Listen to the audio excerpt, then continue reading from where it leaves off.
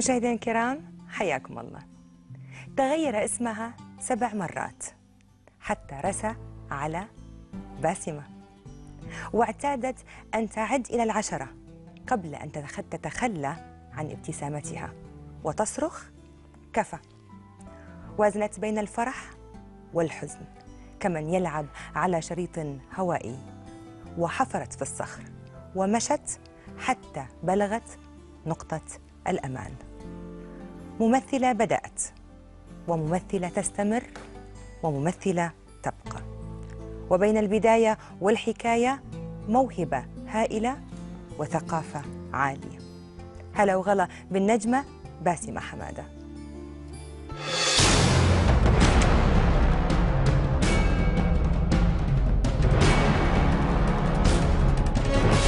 أطلت طفلة في ماما أنيسة، وكبرت فراشة جميلة تعرف متى تغط ومتى تحلق وتطير. حبيبتي، يعني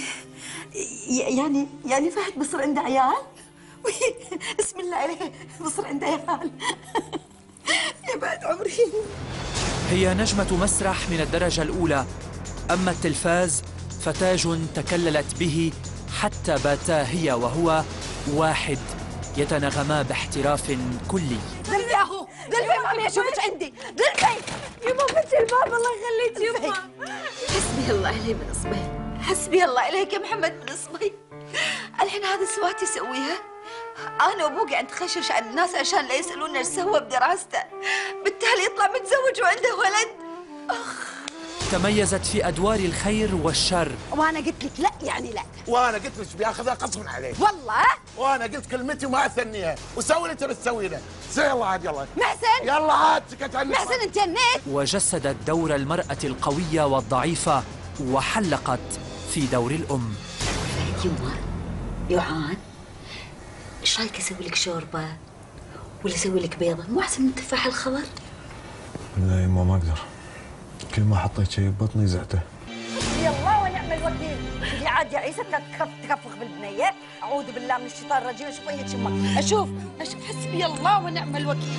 لقبت بسندريلا الحزن، وأيقنت منذ اقتحمت ميدان الفن أن المشاكل ملح الأرض، وأن المر قد يفيد الصحة، فعبرت بنظرتها الإيجابية من المر إلى الحلو إلى الأحلى.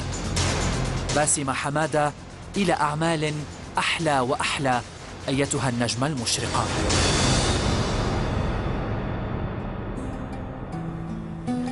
النجمة المشرقة إن شاء الله دوم.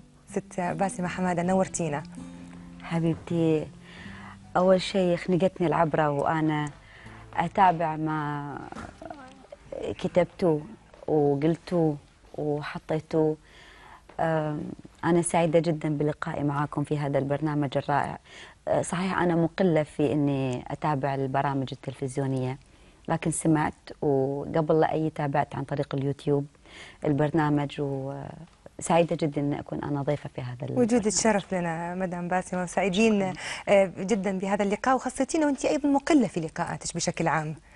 والله كل ما كان الإنسان إنه مقل، هو مش عملية إنه يكون ثقيلة على جمهوري، ولكن الأحداث أو الحياة اللي إحنا نستمر فيها ما فيها الأشياء الجديدة، عشان كل شوي أنا أطل وأتكلم وأقول حصل وحصل وحصل. يعني شيء حلو إني أظهر لجمهوري في شيء جديد، في معلومة جديدة، بإطار جديد، في عمل جديد. هذا اللي أفضله يعني. ولكن اللقاءات جميلة طبعا. يعني توني خاصة من البرنامج أيضا زهرة الخليج، هو مو دعاية للعمل في البرنامج، ولكن أكيد إنه ما ألقى هو مفيد لجمهوري، بيشوفون مثلا باسمة حمادة من خلاله، فأكون أنا لأنه ما شاء الله المواد دسمة في هذا الموسم. فيعني فعلا إحنا مذهبين أشياء وايد حلوة لمشاهدينا إن شاء الله. يوم الواحد يصيح ويقول يعني تدمع، يقول اني انا قاعد اغسل عيوني. صح، وانت قلتي هذا الشيء. اغسل عيوني واغسل قلبي ايضا. هل هذا نوع من يعني كيف ما يقولوا تحبين تخشين الضعف اللي داخلك وتحبين تورين ان انت قادره تواجهين في هذه الطريقه؟ والله احيانا الانسان لا يبكي من ضعف، يبكي من قوه. يعني ممكن أكون أنا معصبة أحيانا وتنزل دمعتي، مش لأني ضعيفة، ولكن القهر الموجود يترجم من خلال دموعي وبقوتي اللي أنا أتكلم فيها. ولكن المرأة يعني ربنا سبحانه وتعالى خلقها في دمعتها الرقيقة الناعمة، يعني تعبر عن ما بداخلها بدمعتها. مو شرط يقولون، ساعات يقولون دموع التماسيح، ولكن ليس بدموع التماسيح. هي لا، يعني المرأة عاطفية جدا بحنيتها. اي طبعا، فدمعتها هي تثبت رقتها بمشاعرها، رقيها في التعامل مش في العصب. فدمعتها تكفي انها تقول للشخص ان انا حزينه، او ان انا مظلومه، او اني بحاجه الى شيء ما لقيته عندك موجود. يعني تبعين مثل الاسترخاء في حالة الأزمات، لأن قلتي بعد بأن القليل من المرار الحزن هو صحي للإنسان. طبعا يعني مثلا افلام الرعب. افلام الرعب مثلا يقولش ان الادرينالين يزيد عندك، اوكي، فالدم كله يتحرك فزين للمخ. فالحزن ايضا كذي.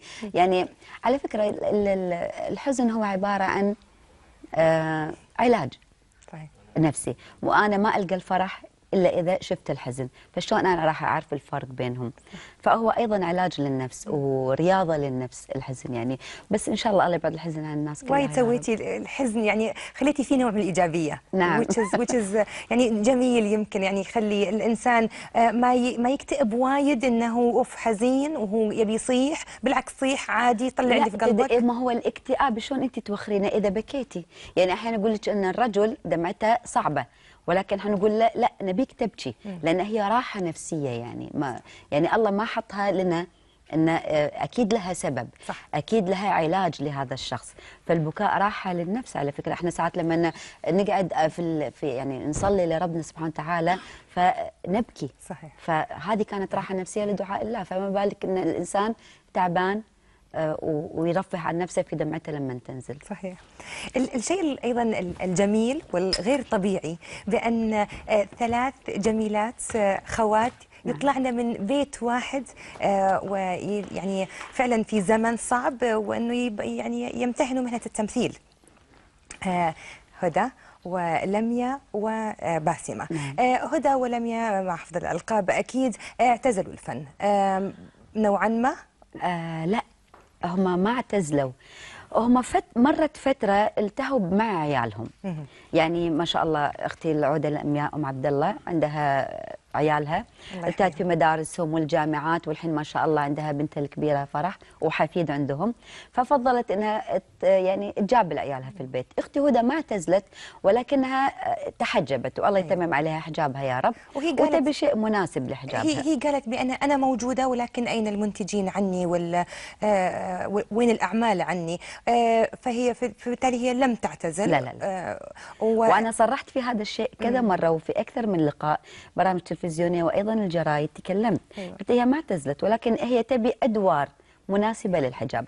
يعني احنا مثلا في يعني اغلب الناس يقول مش منطقي المراه قاعده في حجابها بغرفه نوم مع زوجها، ولكن في المسلسلات الخليجيه وايد نلاقي هذا الشيء، يعني فيه فنانات محجبات وموجودات ساعات يشوفونها مش منطقيه، فهي تبي الشيء المنطقي. يعني ممكن تقول اعطوني دكتوره، بالضبط، اعطوني مثلا مدرسه، اعطوني في مجال عمل وتؤدي دورها ولها هدف معين، ولها رايها الخاص طبعا. في سيده هدى نذكرها في مسلسل جحا والابريج الطفوله بالضبط. وايضا مدام لمياء في اغنيه مكاري مع الفنان القدير سعاد عبد الله، مكاري، وانت كنتي بعد معاهم. طفولتنا كانوا جايبيني من المدرسه اوكي، وبدلت ملابسي.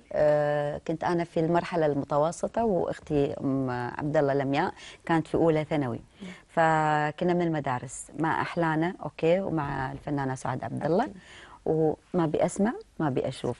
فهي كانت بدايه، ولكن بدايتنا كانت مثل ما ذكرتوا مع امنا الغاليه ماما انيسه، وكان اول عمل لي هو تمثيليه منى. بعدين اشتغلنا كلمه مكاري اوكي، واستتالت. ما لقيتوا صعوبة في ذاك الوقت؟ اعتراض من الأهل، من المجتمع؟ كان يعني وثلاثتكم ما شاء الله، يعني ما كانت هي نوع من الفورة نقدر نقول في العائلة؟